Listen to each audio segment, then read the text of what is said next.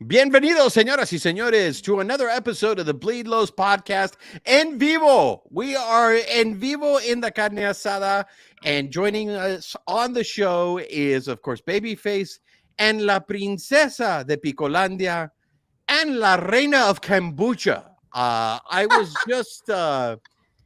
was just educated. I'm gonna have to claim ignorance here on kombucha, so I'm gonna throw it to Alicia on here.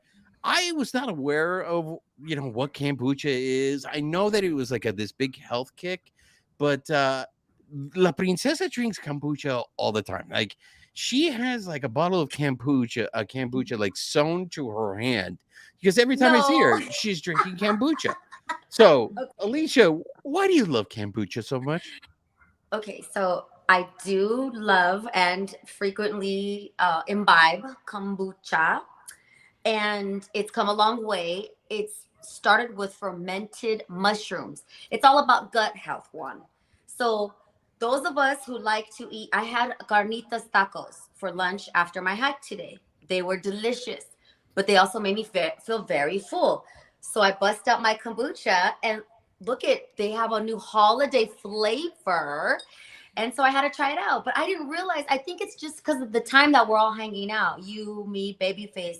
It's the time that I'm like, okay, let's get my gut right. And I know you brought up, can't you just have a smoothie with fiber? I'm not dissing smoothie with fibers, but this is even better. It's got probiotics, healthy bacteria for your gut, which prevents bloating, gas. Like it does its job. It's just healthy juice, if that makes sense. Other fermented drinks or foods are kimchi. Kimchi is so healthy for you. Sauerkraut. So kombucha is in that family of things that are good for your belly. That's all. So for all you kombucha companies out there who are looking Oh. for opportunities to promote your product, hey, look, the Bleed Los podcast is completely open to that. And Metamucil, fuck you. We don't want you. We don't want those other fiber sources. We're all about kombucha. That's right. Anyways, so I digress. I just wanted to throw that out to you. So for those of you who are on a health kick, and La Princesa is, I mean, she's a hiker. She's always taking care of herself, and you're looking for ways to promote gut health. Kombucha, yes, Princesa. Well, it's a balance though. See, I don't want to give off the impression that I only eat and drink healthy things. This is to battle what I had for lunch, right? Delicious Coca-Cola crusty carnitas, right? And beans and rice, fresh guacamole. And again, I have a little tequilita here and there.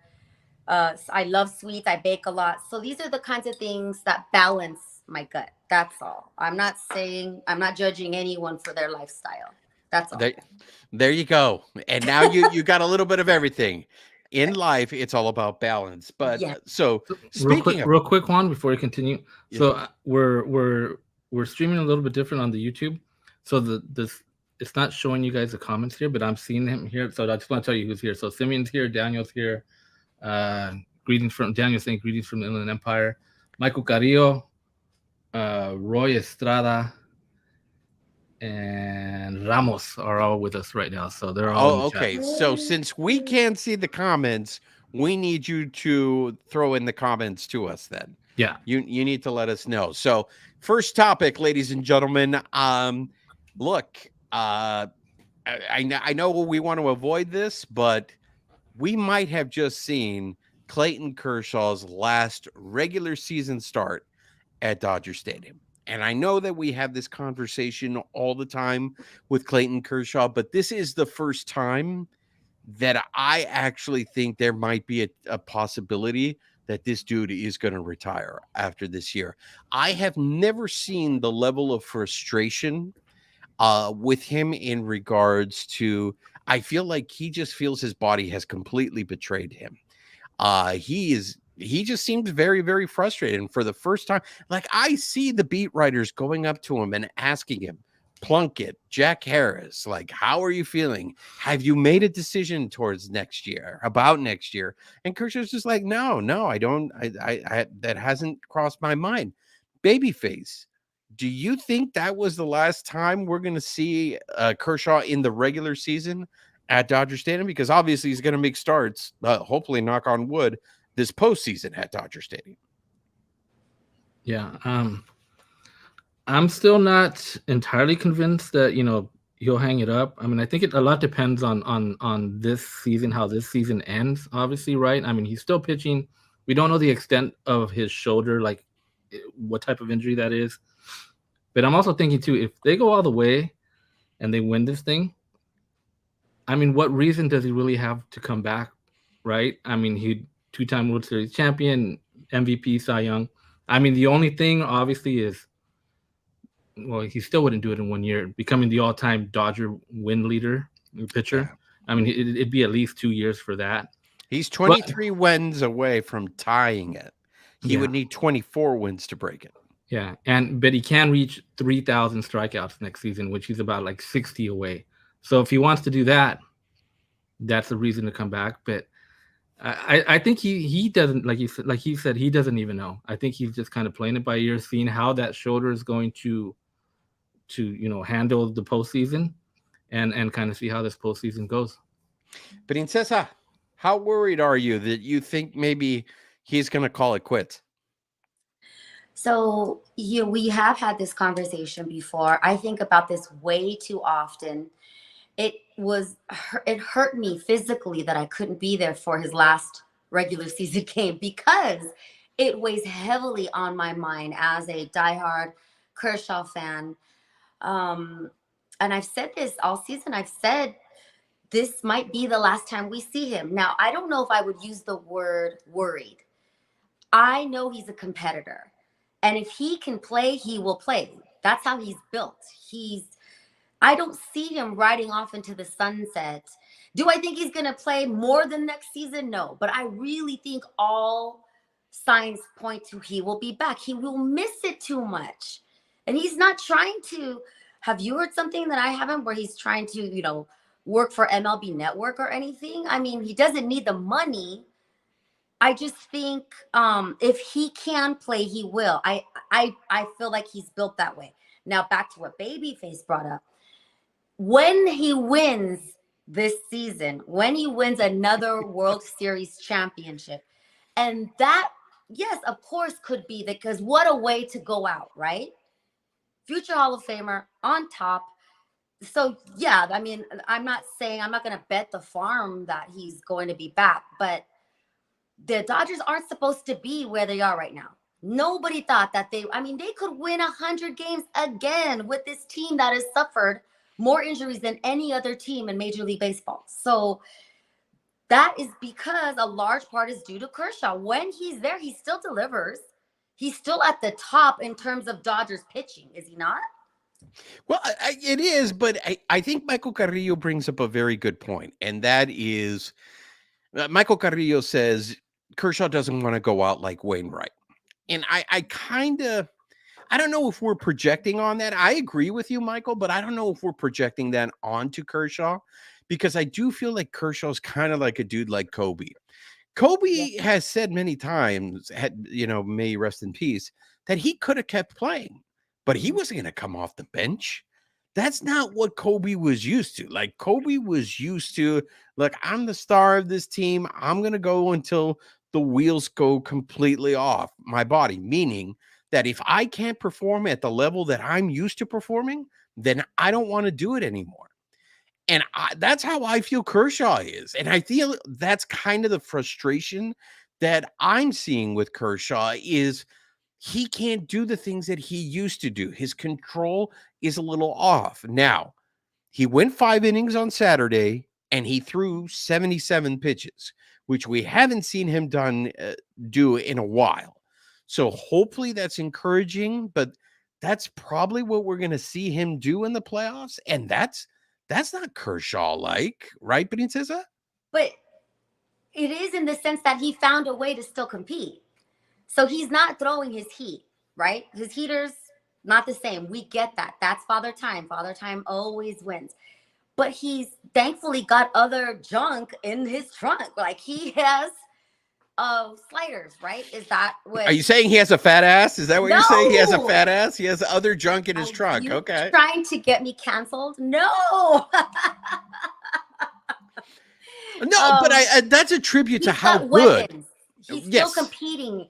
If he was okay, I don't even want to put this in the universe, but a different scenario, the way the season could have went.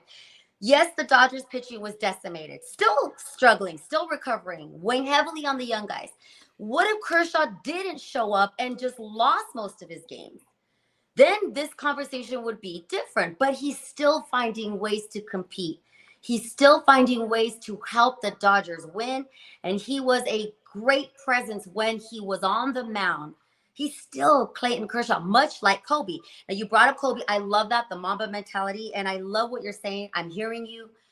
But Kobe already had his plan B, C, and D. That's why I asked you earlier, is there something Kershaw has going on where it would be easier for him to walk away? Well, I think Kershaw would just be a guy who devotes himself to his family. He's got young kids. He's gonna Community. yeah, he's money is not an issue with this dude because this guy took less money to stay with the Dodgers. I know. It's about him winning. I just think it's a tribute to how good of a pitcher he is. But I think what you were talking about is something that when the game retires you. Yeah. And I feel like with probably most athletes or even with great athletes, I don't think they want to get to the point where the game retires them. They want to be able to go out on their own accord. I go back to John Elway. I think John Elway probably could have kept playing after that second Super Bowl. But that's, I think, what you're setting up, right, babyface? Like, Elway won that second Super Bowl. That's a perfect time to just walk away in the sunset. Like, the only other things that Kershaw could be chasing are, like you said, the 3,000 strikeouts or being the all-time Dodgers win record holder. And the odds of that happening next year with Kershaw, I think he would have to pitch at least 2 more seasons for him to have a legitimate shot at breaking Don Sutton's record, right, babyface? Yeah, we need at least 2 because he's got what's he got this year? 14 wins, something like that. 13. 14 wins. He's got 13. So yeah, he needs 2 seasons to do that. But I got breaking news. I'm going to post this in the chat right now. Uh-oh. Our old friend Sports Empire has entered the chat. Oh, Sports Empire, where have you been, buddy? We haven't heard from you all season. Sports Empire. It's so good to hear from you. I want to tribute for those of you guys who aren't familiar. Sports Empire was one of our regulars. Sports Empire is always throwing the heat. Day one. Throwing heat with the hot takes and everything. And here comes and I'm so glad that you have not changed Sports Empire because here comes Sports Empire. He's dead weight. As much as I liked him, he's done. Time to move on. And at the end of the day, we cheer for the name on the front and not the one on the back. Well said, Sports Empire. I feel like that's directed at me. So may I reply? Okay. There we go. There we go. I'm excited that Sports Empire is back. This is a free to say what you want place. You are safe here because there are no wrong opinions. Ultimately, we all love our Dodgers, right? I am not saying Kershaw should come back because I really believe if and when he wins another ring, he will not come back. I think I said it the last live we did. But the question started with, do you think he will come back? And I feel like we all kind of agree that if he wins his chip, another one, he won't. Is that fair to say? I think we all think that if he wins, it'll give him more reasons to go ahead and not come back and just retire. Right. I'm strictly talking about health because if that shoulder is bad, like if he gets lit up in the playoffs, like if we don't even see him go 4 innings or stuff like that, everybody's going to destroy him. Everyone's going to say he's done. It's going to be the hard takes. It's the reality. But it's one of those things where, I mean, this dude has been pitching for 16 years. Like, we are no longer going to see someone win 300 games. Hell, people were talking about, we're not even going to see a pitcher win 200 games anymore. Things are going to be different now. And I just really think like I said, babyface, the times that you have been in the clubhouse, have you not seen the frustration on Kershaw's face? Like physically, he can't, and it's the control, the amount of walks. Now, he only had 2 walks on his last outing, but the fact that he can't control what the pitches do anymore. I mean, he in his last start, he didn't go above 90 again. He didn't even get to 90. He made up for it with his slider. That's what I'm trying to tell you. He still finds ways. Are we going to expect him to throw heat? No, that's done. He's not getting that back. But here's the thing, Alicia. Against the San Francisco Giants lineup, you can get away with that. If he can't have a pitch to put away the Bravos are going to eat him up. Like, they're going to sit back. That lineup, that Bravos lineup, 4 innings.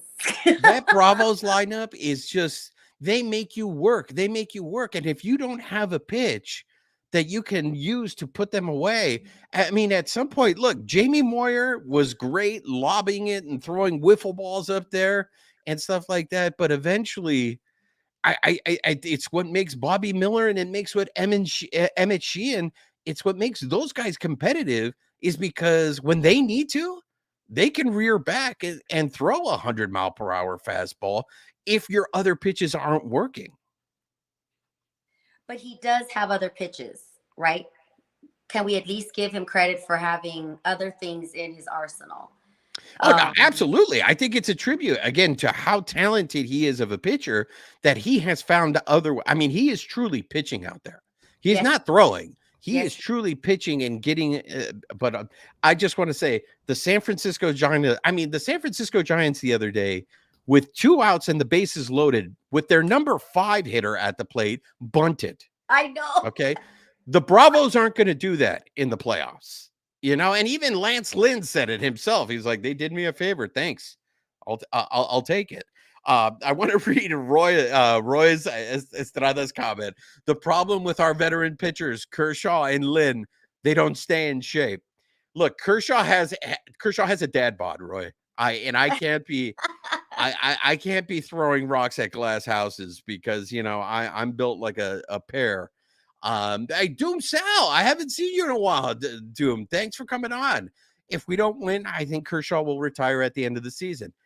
This is the only reason why I brought it up. This is the first time that I seriously am starting to lean towards the side that retirement is a viable option.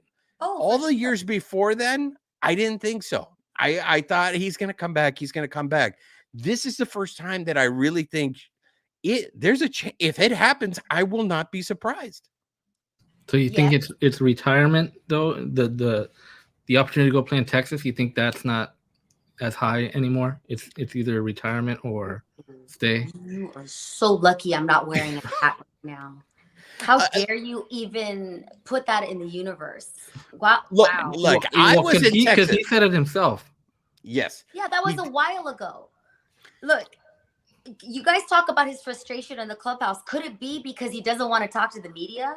He loosened up lately the past season or 2, and he's fun. We love dad bod Kershaw, fun guy, but he's still a competitor. He's not one he doesn't suffer fools. He doesn't like giving away too much. I feel like he plays the game better. He dances with you guys, meaning you guys, you fellas and gals in the clubhouse. But no, his frustration could be, I'm already pissed at myself for not getting over, 87 tonight. And now I have to sit here and hear it from you guys, knowing you guys think I'm done, right? Couldn't it just be human nature? But he's still going to get that in Texas. If he goes to Texas, if anybody thinks that the LA media is too rough on these guys, look, go to Boston, go to New York. Okay. That's the media that is going to give you and is not going to let you get away with anything. I was in Texas when the Dodgers were playing the Rangers, and I saw him with his family, and I don't think you can underrate that. He was able to bring his whole family to the game. After the game, you saw how happy he was that he was able to spend time with his family. I just think this is the first time that this is a reality. The only thing I will say this before we move on to the next topic is I also think you reach to a point where I think Kershaw, he knows the Dodgers, he knows that organization. Are you at the end of your career going to go to something completely new that I mean, you're a creature of habit. With the Dodgers, you basically dictate terms. You know, this is my routine. You guys need to adjust to my routine. If you go to the Rangers, are you willing to do that with the last bit of gas that you have left in the tank? Babyface, do you think he would go to Texas? I mean, Kobe wanted to retire a Laker. Does Kershaw not have that in him to want to be that? I mean, that's so rare to have you one team your entire career. Kershaw has that ability to be that kind of Hall of Famer. That doesn't matter anymore. No, I mean, I'd see him retiring. Like I said, I'd like to see him get the 3,000 as a Dodger, and I'd like to see him pass Don Sutton on the all-time win list. But that's a ways out. But I still think that pull to play at home for his hometown team could be a little bit strong, and it might sway him. I mean, it all depends on what the Dodgers' plans are, right? What their plans for that rotation going forward. And as we look at it, it's probably going to be thin, right? So I would assume that the Dodgers are going to want him back and let him come back in any way that he wants to come back. So I still think maybe the pull, the attraction with the Dodgers is going to be still a lot higher than the Rangers, but I can understand that he would have that attraction to want to play for his hometown team. One is just trying to upset me. I'm convinced. No, obviously I've upset Philip Lopez because here comes Philip Lopez. Why can't we just enjoy every moment remaining of Kershaw's game? And that's that. That's never going to be another Kershaw again in this day and age in MLB. Look, Philip Lopez. Don't take it out on me that the Raiders got their ass kicked because they have a horrible coach. All right. I resent the fact that you come in here and you're all upset because your Raiders lost and you can't come to the reality that organization just sucks. Okay. And that they're never going to be good until, He-Man sells the team and they get people who actually have football people. So don't look, all we're saying is this. Wait, did you see how that stadium got taken over by Steeler fans? Like, how embarrassing is that? Like, a team came and took over their. What are you talking about? It happens in SoFi all the time. Yes, it's also who can afford. The cheapest ticket was $500. They're being outpriced in their own stadium. So you got a bunch of elite Steelers fans showing up to the game. Is that like America's team? Like, don't get me started. It's like gentrifying football. The way these new stadiums operate. This is why I love having Sports Empire on the show. I missed you, buddy, because he brings the real issues. We're talking about Kershaw and all this stuff. We're burying the lead. The real issue is that Kershaw was frustrated because they removed the onions from the hot dogs at Dodger Stadium, but they just brought them back this weekend. You're damn right, Sports Empire. That's what we should be talking about. Onions are back at Dodger Stadium. We can now put them on our hot dogs. Remember the hot dogs that you guys all hate, you guys all say they suck, because they're not Farmer John hot dogs anymore. I mean, at this point, what are we going to do? I want to segue to this next topic. I want you guys to bring in the hot takes on this because I've been seeing a lot of this. JD Martinez was just named Player of the Week, and he had a ridiculous homestand. The numbers that JD Martinez is putting up, and this is a guy who missed a lot of time, and he's close to 100 RBIs. He's close to matching the same numbers that Max Muncy is putting up. Is it time that maybe we move JD Martinez up in the lineup? What say you, Princesa? I say yes. I say, we now know that Will Smith was playing with an injury. And I don't know. I don't know why he's left there. Do they think he's going to flip a switch? Are they not want? I just feel like, that word adjustments. I love college football. It's used a lot at halftime. I just feel like the Dodgers should and could get better at adjustments. Try it out. Well, I mean, we didn't have to win. The Dodgers did not have to win any more of those games. What a perfect time to make that adjustment. So yes, I would love to see him moved up. I love Will Smith. I love what he does, but Yeah, JD, I mean, numbers don't lie in baseball. He's there, dude. He's fire. Babyface, is it time that maybe we switch JD and Will Smith in the lineup? Look, it was just came out a few weeks ago that Will Smith has been playing with a broken rib. Look, I don't know if you've noticed this. It seems like Will Smith is really going out of his way to try to go opposite field. He's inside outing a lot of pitches, and that's because they're busting him inside. But Will Smith, the second half of the season, and this is now becoming a growing trend. The same thing happened last year, and the same thing happened in 2021. The second half of the season, offensively, he has not been the same player.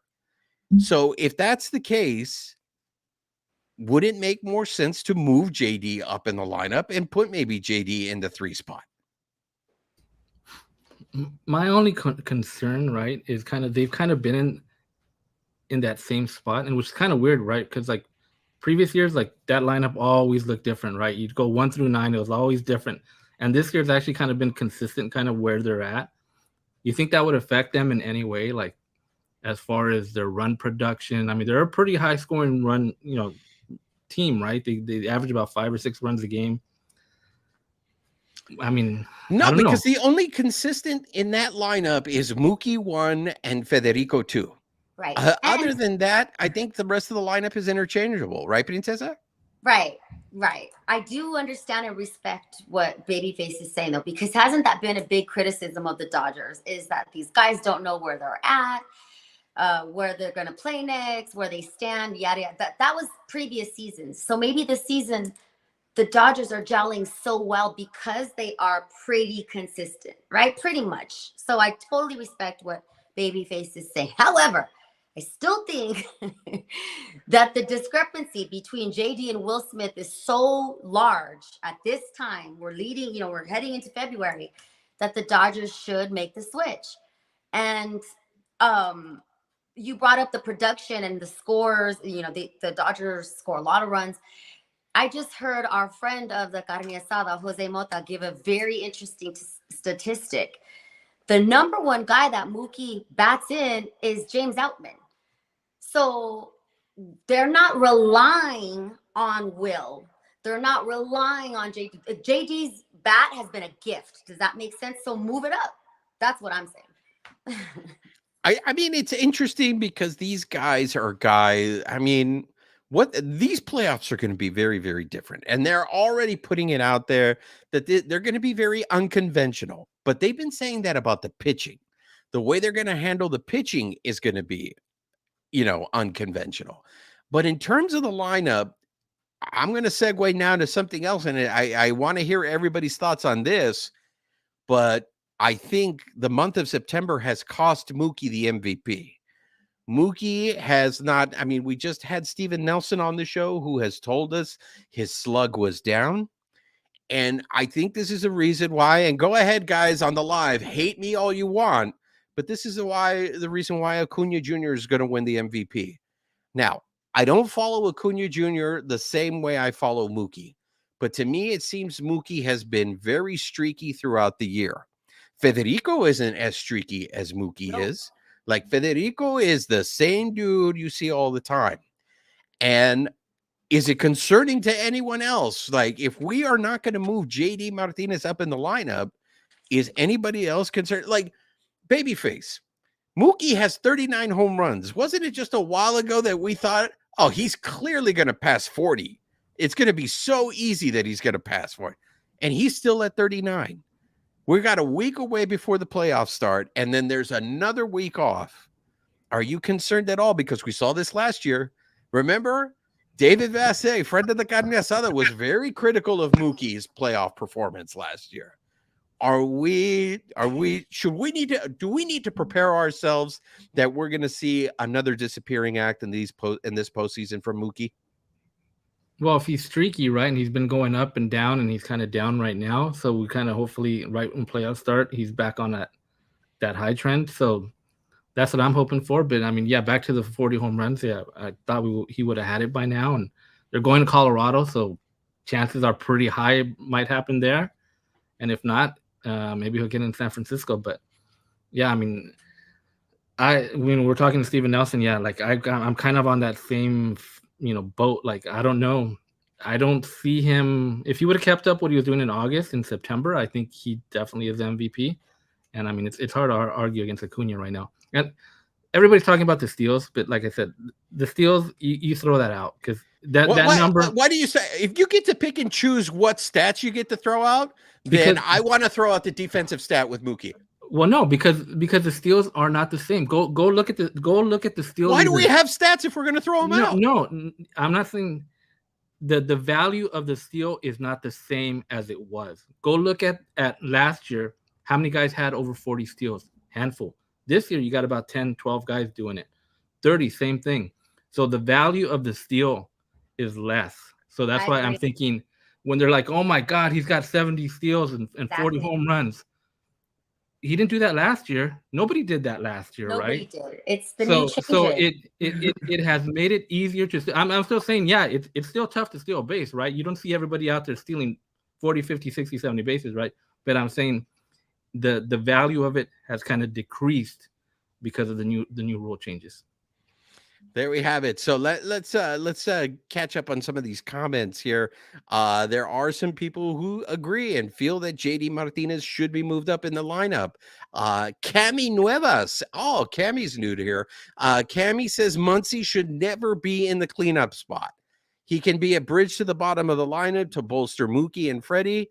He walks as much as he hits, but he can set up, not be a cleanup. So I guess this opens up a line for you guys to go ahead and shit on Muncy if anybody wants to, because I know defensively there are a lot of concerns. What's going to happen in the playoffs with Muncy on third? But Muncy is one of those people that I think you look at his numbers, man, and it is like, who wouldn't take 36 home runs? Who wouldn't take 100 RBIs? You don't want that in your lineup, but yet this dude, it takes so much heat from the fan base. I find it very interesting. Oh, Cody Snavely joining us. In my opinion, the better fit in the 5-hole. JD is a better fit in the 5-hole. It balances the lineup up, but also Dodgers need Smith to bounce back.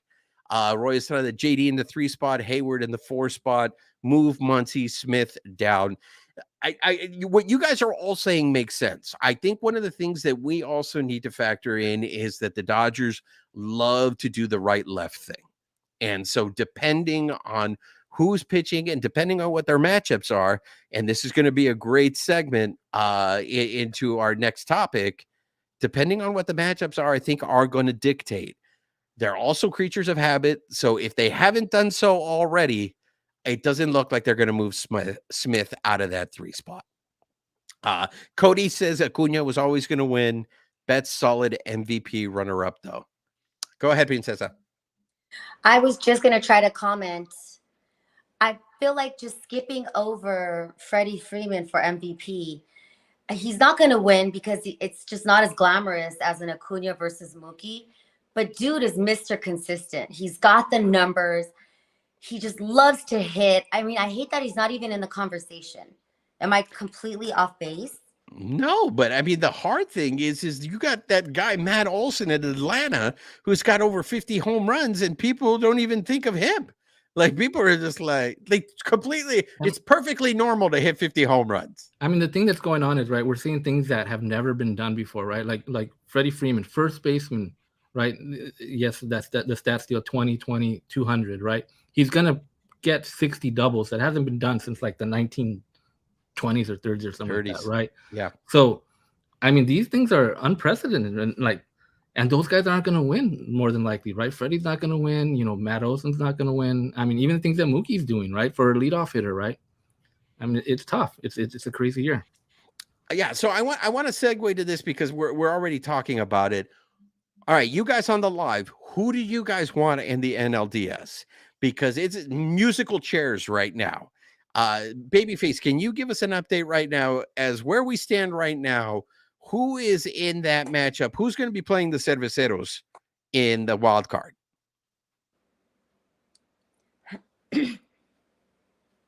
You're on mute. Right now, let me see. In the wild card standings, you got So right now there's a tie for the second and third spot, which is Arizona and Chicago. Mm-hmm. So right now it would be the Brewers and the Cubs, right? The Brewers and the Cubs. All right, so let's start with that scenario first. For those of you guys on the lives, who would you rather see, the Brewers or the Cubs? Princesa, I'll start with you. Who do you want, the Brewers or the Cubbies? Well, selfishly, if I'm just speaking as a fan who likes to travel to the games, I want them to face the Cubs so I could go to Wrigley. But honestly, we've seen what they did to the Brewers when they were in Dodger Stadium. That's kind of recent. So I'm going to lean Milwaukee. Babyface, do you want Milwaukee or do you want the Cachorros of Chicago? I mean, the Cubs, they've been struggling. Last couple of weeks, they got swept by the Pirates. You know, they've been kind of struggling. They were pretty hot prior, right when they made this run to get into that spot. So I don't know. I think maybe the Cubs, because the Brewers got really good pitching, right? They do. They're top of that rotation, and in a short series, a short series, right? It's 5, right? 5 games. Five in the divisional series, yes. Two Dodgers, 2 there, and if necessary, 1 back in LA, right? So Correct. I'm pretty sure the Dodgers could handle 2 of Milwaukee. and not only that, we also have a very odd schedule, meaning the division series is going to open on a Saturday. You then have an off day on Sunday, and then you have a game on Monday, and then you have, is it another off day, Babyface, then on Tuesday? You play Wednesday, Thursday, and then another off day, and if there is a game 5, it's on Saturday. Like, for that, to me, I'm very curious to see. I don't know who that benefits. I think right from the top, everyone's going to say it's going to benefit the Dodgers because it allows the Dodgers to give maybe more rest to Kershaw, depending on where they slay Kershaw. And we can get into that if you guys want. I just want to stick with this. You guys do know that if they get the Cachorros, you know the revenge of Cody Bellinger is coming, right? So I'm very curious to see how everyone's going to handle when Cody Bellinger beats the Dodgers. Or what's going to be worse, Cody Bellinger beating the Dodgers or losing to the Show Pods last year? I mean, or we get playoff Cody from last year, right? Well, that would be the best case scenario for the Dodgers if we do. I mean, I think that's the thing. Is the Cerveceros are because of their pitching. I just don't trust their offense. I don't think they have their offense is strong enough. But that means the Dodgers pitching has to match Milwaukee in that series. And if they do that, then I think the Dodgers win that series. But if the Dodgers pitching is off and they're struggling to score runs, it's in my opinion, against the Cerveceros, it's a toss-up. Look, let's take out the Cachorros. What if it's the Marlins? What if the Marlins have played the Dodgers tough this year? They played them tough at Dodger Stadium, and then they played them tough down in Miami.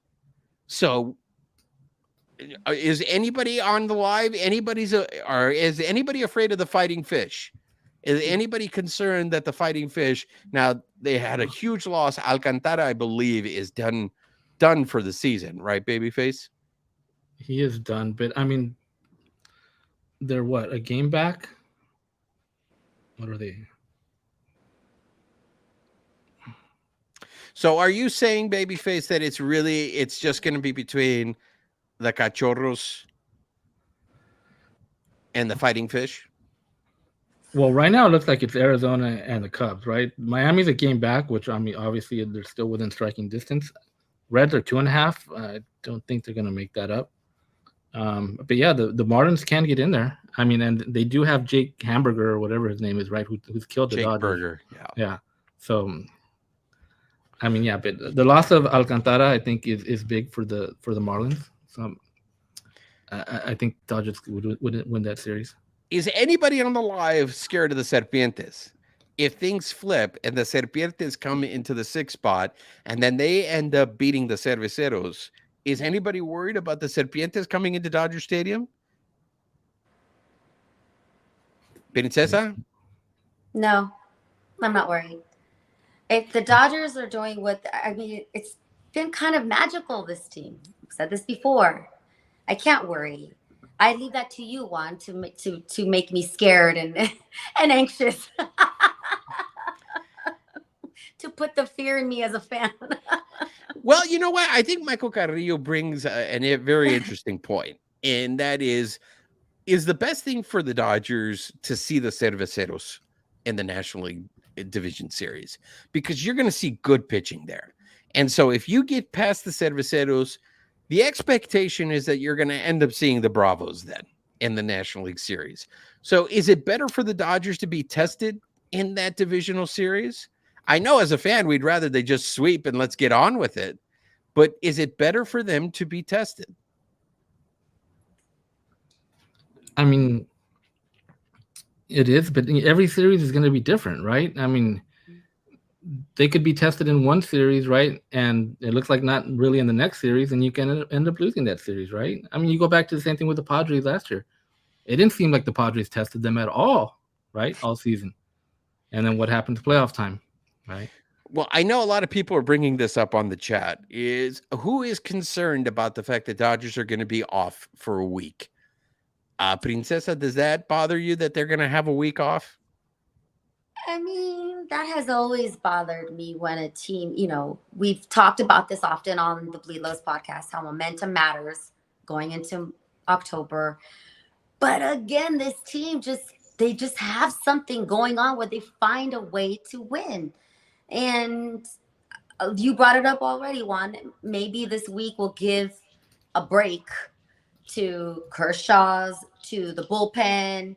I mean, we're going to rely heavily on this, unconventional way of using the bullpen, using starting pitching, all of that. So, no, maybe this gives them another week to strategize and heal up, right? I'm going to just try to focus on the positive because we have no choice. So I can't worry. I have to know that they're going to figure it out. Babyface, I know you had mentioned this earlier in the season. Are you concerned about being off for a week? I'm concerned if they start back up slow, right? Obviously, that's the concern, because you can't simulate those games, right? I mean, they're going to practice for a week, right? 5 games, they're going to have simulated games, but you cannot simulate the intensity of the postseason, right? So that is a concern, obviously, right? And the concern, obviously, is the teams that are in the wild card. They finish the season, they go right into the next one, and now they got to win. You got to win to continue to go. And the Braves and the Dodgers, they're just waiting at home, right? I mean, yeah, it provides extra rest. You can get your rotation the way you want it, but you got to make damn sure that you don't come out of the gate slow, and like they did last season. Look, David Wants a Taco brought up a very interesting point. The Astros had a bye last year. Nobody used that as an excuse for the Astros. The Astros ended up winning the World Series. Look, I think, and Dave Roberts has talked about this all year long, and that is having a sense of urgency. I think the fact that this team last year, for those who were still on this team, I think the ghost of being an 111 win team and being embarrassed by the show pods last year, I think that at least for Roberts, that is stuck in his mind. So there's no way I expect the Dodgers to come up flat in that National League.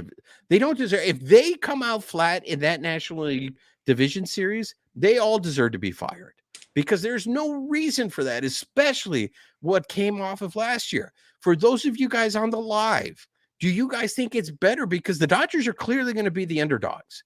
If they end up facing the Bravos, the Dodgers are the underdog. Every national person that we have that comes on the show, what do they all tell us, babyface? The Dodgers don't have the pitching. The Dodgers don't have the pitching. So nobody expects them to win. But I do think people expect them to get past the division series. So the fact that the Bravos, Max Fried, there's questions about his health now. The Dodgers need to take advantage of this. Because look, I'm going to put this out there right now. If the Dodgers win the World Series, does that change your view? Is this officially a dynasty? They have won 10 out of in 11 years. They won the division 10 times. They have one World Series ring to show for it. If they win this year, I know people are going to say, but they should have 3. It's always going to, it's never going to be enough. But in all seriousness, let's be fair, guys. If the Dodgers end up winning the World Series this year, does that change people's view of this team? Because they would have won the same amount of World Series as the Astros of Houston. What say you, Princesa? When you say the people, are you talking about, the national reporters that you just brought up? Or are you talking about Dodger fans who complain? Are you baseball fans? It's everybody, because there's many times that I've heard people who cover the team who refer to that 2020 World Series as it was a shortened season. Okay. Now, they also will sit here and try to both side it and say, well, everybody else had the same opportunity to win that, to World Series. So everybody was playing under the same circumstances. So it's not like the Dodgers had some sort of advantage. But they're always going to hear that. They're always going to hear the fact that, oh, well, you guys won it in a shortened season. Right. But so the question posed is, will that change their minds? Meaning, when the Dodgers win the World Series this year? No, I don't think it'll change a lot of people's minds, because a lot of times I'm out here, I'm on my sabbatical in Yosemite. It is Niner country. It is Giants country. And they love to throw out these just one-liners on, the Mickey Mouse World Series. And I'm like, yeah, okay. And then they throw out, the comments about, the Dodgers cheat, you guys buy players, like we're the villains, meaning Dodgers and Dodgers fans. And Dodgers fans travel so well. You see every stadium is full of Dodger fans. Every stadium. Not just the usual. Princesa, you're not lying. Rob Bradford, friend of the show, he covers the Red Sox. When the Dodgers went to Boston in Fenway, Bradford told us he has never seen another team's fans take over Fenway like he saw the Dodgers. And this is a guy who used to see the Yankees come in there 9 times out of the year, 9 or 10 times out of the year. So not even Yankee fan could do what Dodger fan did. So to back up your point, I digress. No, that's exactly my point, is that in the big picture, if you just bring up the Dodgers, I feel like people just hate the Dodgers. So you're never going to satisfy them, is my point. It's a long-winded way of me saying, it might change their mind. They're going to find another reason to poo-poo it because it's the Dodgers. They bought it, whatever. I don't care, though. I feel like the Dodgers are doing something right that the rest of baseball hates them so much. Right, Babyface? Babyface, are you just flabbergasted that we froze because she came in with such a hot take right now? There's one stat too. Not only did they win 10 out of 11 divisions, but the 100-game thing, like who else is doing that? The Dodgers are just good and they find ways to win. Did they poop on themselves last season and embarrass? Yes, but they are still winning 100 games and they have the chance to do it again. It's going to be 4 years in a row, full seasons, 4 years in a row. That's crazy good. I was just on her comment that she said that she's in Niner country and Giant country. So you're telling me that they're the same fan, right? Oh my gosh. But I digress. Look, I before we end the live, I do want to bring up something that Sports Empire brought up. Because let me tell you something, brother, he's a common man. And that is the Dave Roberts factor. Okay. I know you've talked about this before, Babyface. I think you talked about it with the Boatman. And is this the best job that Dave Roberts has done managing this year? I don't think he's going to win Manager of the Year. But if he does get any love for Manager of the Year, I don't know how you can give the award to Dave Roberts for Manager of the Year and then at the same time say Andrew Friedman hands him the lineup. So let's just make up our minds right now, guys. Which one is it? Is it Roberts is actually managing this team, or is it Friedman is handing him? Because I get what you're saying, Sports Empire. There is a fear, but I think it's a combination of the both. I don't think it's coming from Roberts alone. I am so afraid of over managing. And I've talked about this on this show all the time. And that is they're going to be doing bullpen games. And so the more pitching changes that you make, the more opportunities there is for things to go wrong. Now, at this point, I can't blame them because they're doing these bullpen games out of necessity. Their starters are hurt. They had to go like this. Now, guys, tomorrow in Colorado, Popote is going to have an opener. Why can't we let Popote just start the game? Is it because they're trying to, this is what how he's going to be pitching in the playoffs? So we want to get him acclimated to, we're going to use an opener. And here's one that I want to throw out to you guys first. Let's start there first with this. Ferguson has been the guy who's been opening lately. Would you guys rather have Ferguson pitch the first inning or have Ferguson show up late in the game? Reaction. I want to hear from you. Princesa, where do you want to see Caleb Ferguson? Do you want to see him start at the game or do you want to see him late in the game? I just lean towards what's worked versus what could work. And I know that's opposite of what we talked about earlier, which is moving JD up, but I feel like Ferguson has the experience, over Pepio. Like, I just feel like, why mess that up if it's worked? It got the Dodgers to the playoffs. So I'm going to stick with Ferguson in the beginning. Babyface. It's not this is not a coincidence, right? That we're seeing Ferguson be the opener. They're obviously testing this for the playoffs, right? Yeah, and Roberts kind of alluded to that a couple of days ago when they asked him about the combinations, how they're piggybacking guys, right? Whether it's Pepio and then you got Yarbrough or Sheehan and Yarbrough or whatever, right? How they're going to set that up. And I think the thing with Pepio, I mean, I don't know, does he feel more comfortable coming in the second or third inning as opposed to starting the game? So if you bring him in like the second or third, he gives you 5. He gets you to the 7th or 8th inning. Now you've kind of shortened that game, right? You've shortened that game up really, to the point where it's really manageable for the bullpen. So they're trying everything they can this postseason. I think we heard Friedman say it when they won the division. They got 13 guys, and they're going to use them all, and they're going to use every single one of those guys to get through this postseason. Go ahead, Princesa. Well, You're jumping at the bit. So he raised up a point that I wanted to bring up, but then we moved on already.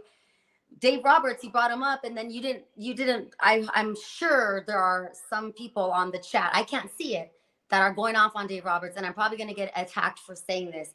I feel like Dave Roberts should absolutely win Manager of the Year. They gave it to the Mets guy who didn't do what with any of his stars.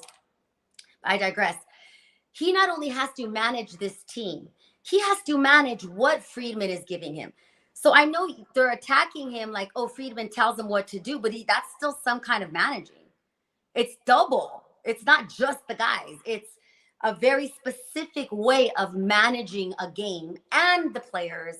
And look at what they've done, a team that's not supposed to be there. And I love that they don't have the target on their back. I love that they're the underdog. It's going to make it even more special when Kershaw gets his next ring. Look, David Wants a Taco agrees with you. David Wants a Taco said there's no way they get to 100 wins without Dave Roberts. So that they're not attacking you. Michael Carrillo brings up a very interesting point. If they go with Ferguson to be the opener, who is going to be your lefty specialist? How confident are you guys in Alex Vesia coming in? Now, I'm very curious to see, like, Ryan Yarbrough has been a great acquisition for the Dodgers, but it seems like Yarbrough is a guy who they like to use for bulk innings. Do you guys on the live, do you guys see a scenario where maybe Yarbrough can become a specialist and that's another lefty option for you out of the bullpen? Babyface, what say you? I think they like where Yarbrough's at. Like, I think they like that he can take down, 3 innings, 4 innings. I don't see him necessarily being that specialist. I think we're gonna have to roll with Ferguson and Vesia. Vesia, yeah, does make me nervous. Nervous. Ferguson does sometimes, but I think he's sometimes a better option, I think, than Vesia. Though Vesia has been better as of late, right? So Yeah. so I guess what makes me nervous is the history, right? The history of we saw what he did earlier in the season, but they have been better as of late. And like Dave Roberts says this all the time, it's a performance based. They got to perform, right? And we've said this all the time.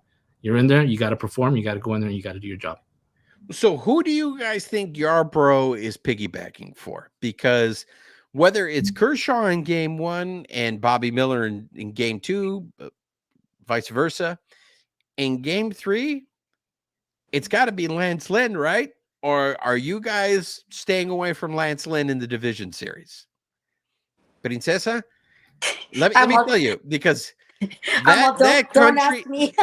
that country bumpkin is so intimidating. Like, I was standing right in front of him the other day in the clubhouse, and this was after a win. And I felt like he was so pissed off and he wanted to just break someone in half. And I was going to be the first one because I was right in front of him. Hey, I love that. I love that intensity. He's a big dude. He's a grown ass man. You know what I'm saying? So, I want to be hopeful. I want to believe that they know what they're doing. And what was your question? Would you pitch him in Yarbrough game gonna 3? piggyback Lance? Is that what you were asking? Well, who is he going to piggyback? Would he piggyback? Because the impression is it would be for Popote. But if we don't get the Popote, let's say the Dodgers sweep in 3 games, if you don't get the Popote, is that who you're piggybacking for? Is you're going to save Yarbrough for that game, or do you throw Popote in game 3 and save Lance Lynn for game 4? I think it might be Yarbrough maybe on the Kershaw game, because if Kershaw's only going to give you 5, Okay, right, you're going to need somebody to come in after him. Though they are both lefties, and I know they kind of like to mix it up too. So, but I mean, that's interesting. If they use him for Kershaw, then are we going to see Emmett Sheehan piggyback Popote? Well, I mean, I don't think so. Right now, the plan would probably be like, say, if Kershaw goes game 1 and then you see Yarbrough, I don't think Bobby Miller needs anybody to piggyback him, right? Right. And then so the 3, if you go with Lynn, Lynn's not really going to need a piggyback. And then if you go, you're not going to have a quick hook with Lynn if things start going crazy. But I don't think it's necessarily going to be a piggyback. Then they get in the bullpen, right? They're going to and do what they have to do. Okay. So if you get to a 4 and you go with Pepio, I think by that time you can bring back Yarbrough. And that's why I mentioned how crazy the schedule is for this division series with the off days, and how everybody's thinking this is going to benefit the Dodgers because the Dodgers are going to be able to make these pitching matchups. What you two just explained how it could go, just one scenario, it definitely sounds like it'll benefit the Dodgers. Absolutely. So there we go. Look at you ending on a high note. See, I'm trying to learn from you people. You guys want positivity, even though Sports Empire is true to the Prince of Darkness right there, Sports Empire. It's like, you guys would have been talking shit on Dave Roberts if you guys weren't friends with him. So, look, it's been a lot of fun. This is the last week of regular season baseball.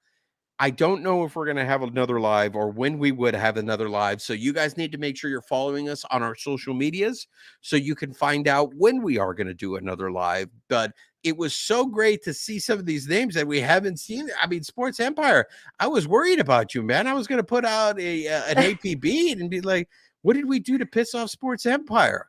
But then having all our regulars with us. And look, again, guys, we do the lives. Make sure you're subscribed to the YouTube channel. We also have content that we are delivering specifically to the YouTube channel. We have interviews there. The Princesa and I talked to Jonas Never about the murals on there. And then we also have the regular audio podcast. We just talked to Stephen Nelson, one of the broadcasters for Sportsnet LA. I really encourage you guys to listen to that. I really appreciated his honesty, especially about his time with Apple TV and those broadcasts on there. So that's going to do it here. So for those of you guys on the live, we love you. This was a lot of fun.